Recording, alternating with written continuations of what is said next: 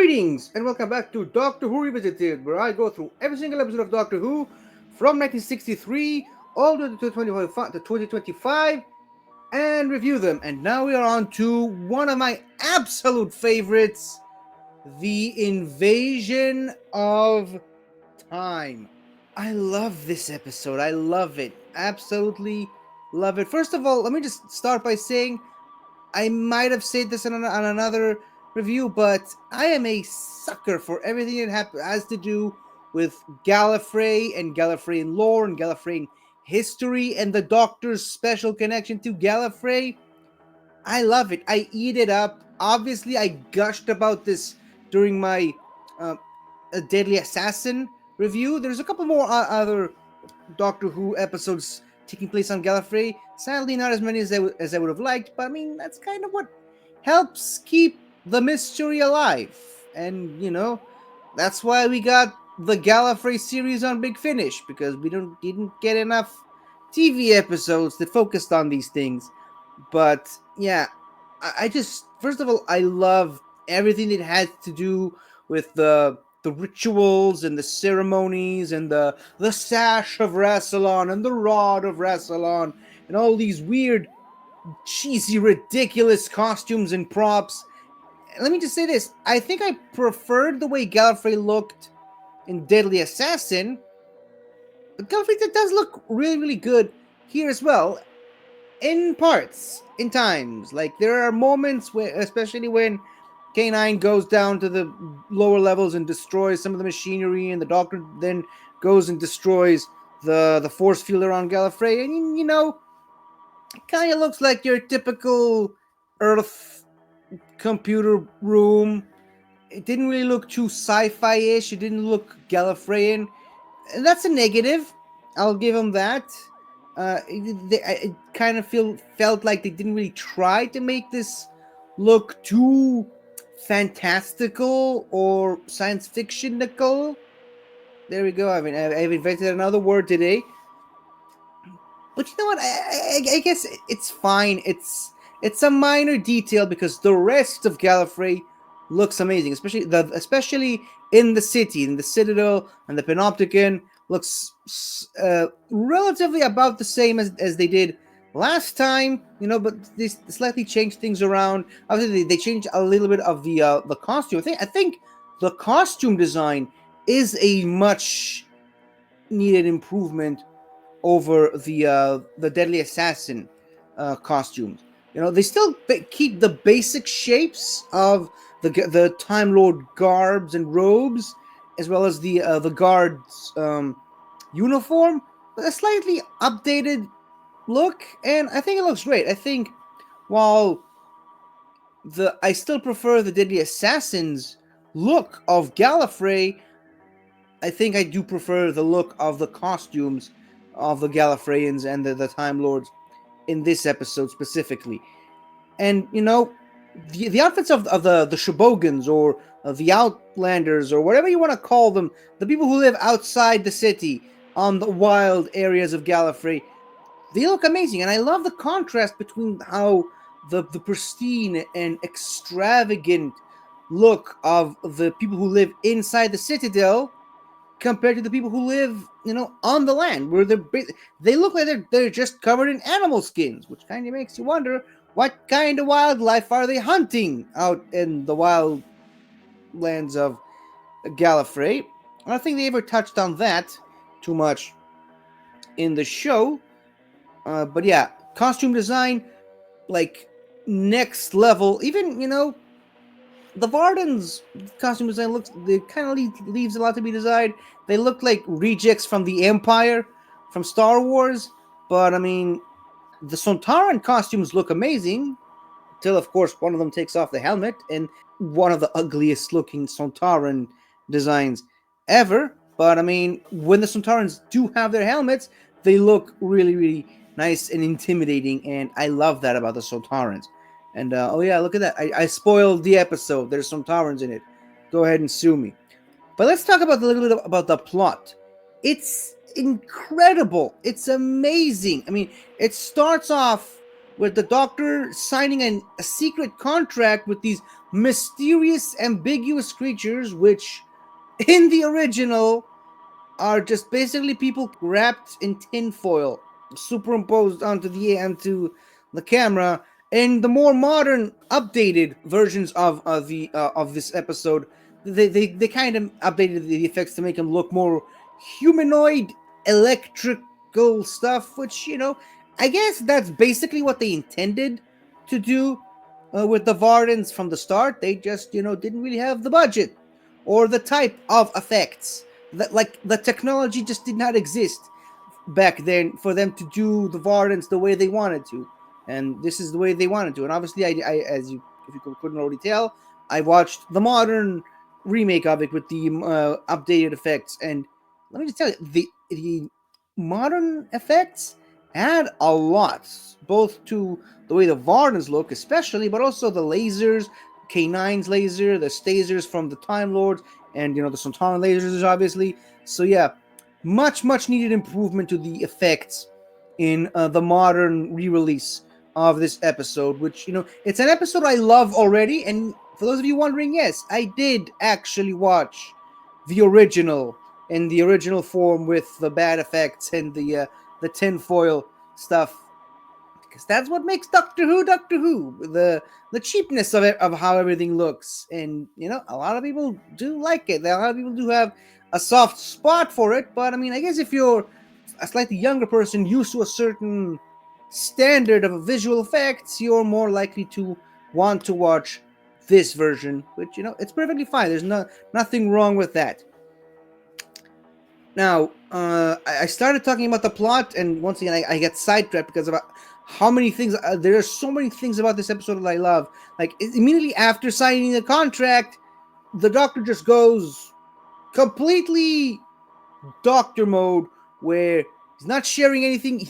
He's almost like he's become a completely different person with the way he treats Leela and K9, the way he talks to Barusa, and he's doing all these crazy weird things that you wouldn't expect the Doctor to do.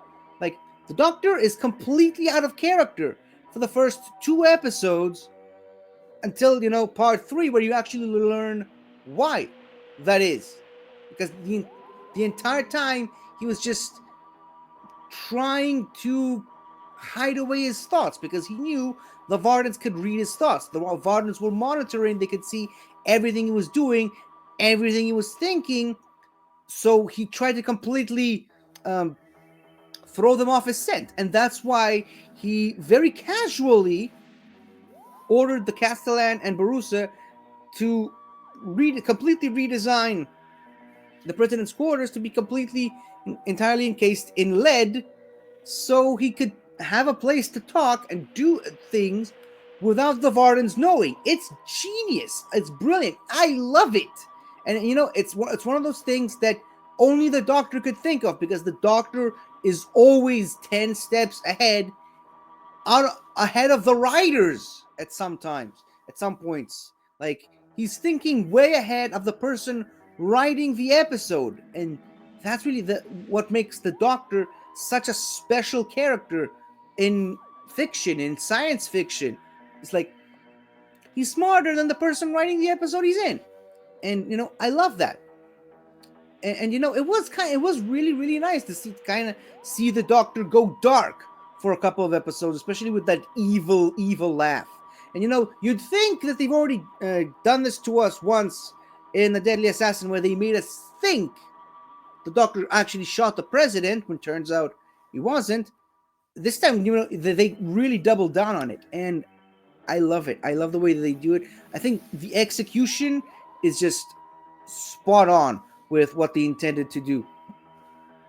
Now, and then, of course, obviously, it turns out that it kind of feels like this whole episode was originally written as a four-parter, but because they decided to put it at the end of the season, they kind of decided to add 2 more episodes and make it a 6-parter, which, kind of wasn't really planned,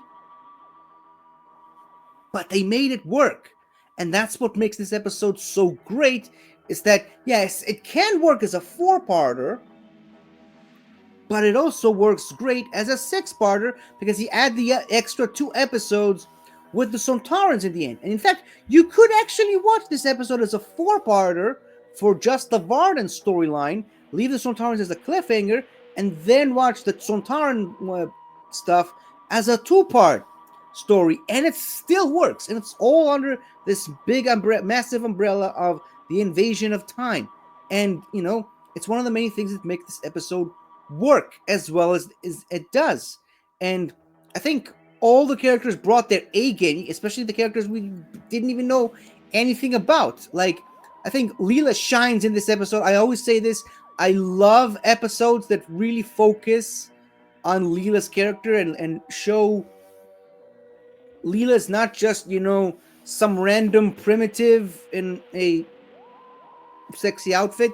She's smart. She's resilient. She's intuitive. She always thinks on her feet, and she's amazing. She rallies up the people of Gallifrey at the outskirts of Gallifrey and starts a revolution against both the Varden invaders, at one point against the Doctor, obviously, and eventually against the Sontarans. And another thing I love about Leela in this episode is that even the way that the Doctor treats her horribly, she's always like, no, my Doctor is still in there somewhere. He's not, this corrupt politician that you think he is. Whatever he's doing it because he has a plan. And just this undying loyalty that Leela has for the Doctor, especially after 2 seasons almost with these two characters together. I mean, you really do see how their relationship flourished to the point where she trusts him come hell or high water. And, that's kind of what happened. She trusted him even though she had every reason not to. And speaking of trustworthy, loyal companions, K9 is also amazing in this episode. I mean, he's both funny and useful, and I think that's my favorite mode for K9, where he's able to crack jokes, like when he calls the TARDIS a very stupid machine. But then, the Doctor basically uses him to integrate with the Matrix and trap the Vardens and time loop their planet. Like, K9 is one of the most useful characters in this episode, because without him, they couldn't defeat the Vardens, and without him, they couldn't build the gun that the Doctor used to stop the Sontarans in the end. So yeah, K9, perfect addition to this episode. And all the other characters. I think Barusa, this is my favorite version of Barusa. Not that there's much competition. He was barely in Deadly Assassin. And in the other 2 episodes, in Arc of Infinity, he kind of is sort of an antagonist. And like in the 5 Doctors, he's literally the main villain. So yeah, this is my favorite version of Barusa. When, he's helping the Doctor. He's criticizing the Doctor. He doesn't trust the Doctor. And at the same time, he's also testing the Doctor.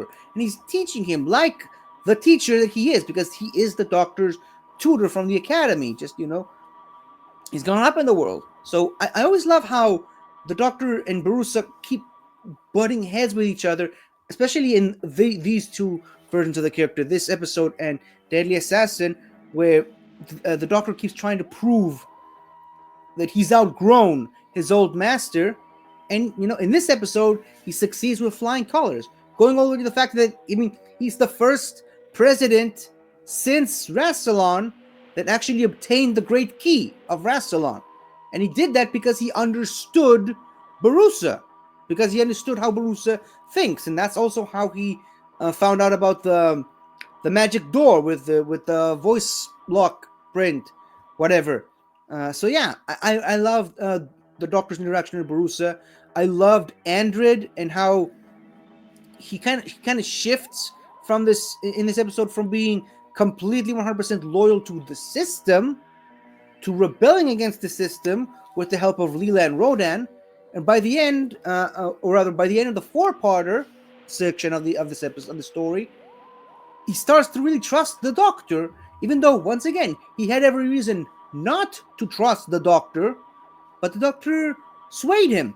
And then, of course, there's the Castellan Kellner, easily my least favorite Castellan of all of them. Not that there's, again, much competition, but like, he's just the worst type of bureaucrat you can think of. Like, he's slimy, he's scheming, he's conniving, he's always attaching himself to the nearest figure of authority. When the Doctor comes in and assumes the role of president, he just immediately follows his every whim. And then when the Vardens show up, he switches his allegiance completely to the Vardens. And then when the Sontarans show up, he switches allegiance again to the Sontarans. It's like, again, I hate him, but the execution is so great because the actor just did it so well. And of course, the character was written in such a way that it makes you want to love to hate him. And it's great. It's really just this episode. I know I say this about a lot of episodes, but this episode really is firing on all cylinders. Like, all the different elements of this episode work, and it's a joy to watch. I've watched this episode a bunch of times, mostly because of rewatches and having to be prepared for Doctor Who themed episodes that I did on other shows. But it doesn't matter how many times I rewatch this episode, I think I always like it that much more. And there's that whole segment of episode 6 where the entire episode they're just walking through the TARDIS, through the different rooms in the TARDIS. We get to see all the different sections and segments of the TARDIS, and it's amazing. It's incredible. Why don't we get more episodes to do that with the TARDIS? I love that. I love seeing all the different rooms, and then like the Doctor going like, I noticed TARDIS like the back of my hand, noticing he's looking at the front of his hand, then Leela flips it over to the back of his hand. It's like all these little details just come together, culminate into the best recipe for a classic Doctor Who episode, and I just love it. I love it start to finish. It's easily one of my favorite episodes of the show of all time, and obviously, we get a double companion departure, sort of, in this episode, with of course Leela eventually deciding to stay with Andred, and there's some more stuff with her on the Big Finish Gallifrey series that I'm not going to spoil. For if any of you are interested in watching this, it's like 20-something years old already, so we might as well get on that. But there's some interesting stuff with Leela and Andred, and I'm not going to cover some of the stuff that the New Adventure novels cover, because that's a whole other kind of worms that I really don't want to open right now. But I mean, we not only see how the relationship between Leela and the Doctor has evolved over the course of these many episodes. We also see the relationship between between Leela and K9, to the point where K9 decides to stay and essentially live out the rest of his life on Gallifrey with Leela. And it's supposed to be such a sad moment for the Doctor, having to leave a companion behind by her own choice, obviously, and another companion, and then he barely even acknowledges that they're leaving. Like, he basically, he doesn't openly say goodbye or good luck to either of them. He only says, I'll miss you too, Savage, after he closes the door, and then he immediately pulls out another K9 and smiles at the camera, making a fourth wall break. So yeah, it's not, I would say, the best companion departures, but it's one that I always it always makes me emotional, especially when I know it's coming at the end of episode 6, part 6 of this story. Yeah, I think I just about covered all the things I wanted to cover. It's one of my favorite episodes of all time, and hopefully you have this, you hold this episode in as high regard as I do. That's it. That's all I have to say. Next season, we got a brand new companion and a brand new seasonal story arc that is one of my favorites, and I cannot wait to get there. So thank you for watching. If you have, let me know what you think about this episode, and I will see you next time. And until next time, everybody, Sontaha! Sontaha! Sontaha! Sontaha! Sontaha! Hi there! Thank you for watching the video. And if you enjoyed it, don't forget to like, comment, subscribe, and tell your friends. I'll see you next time.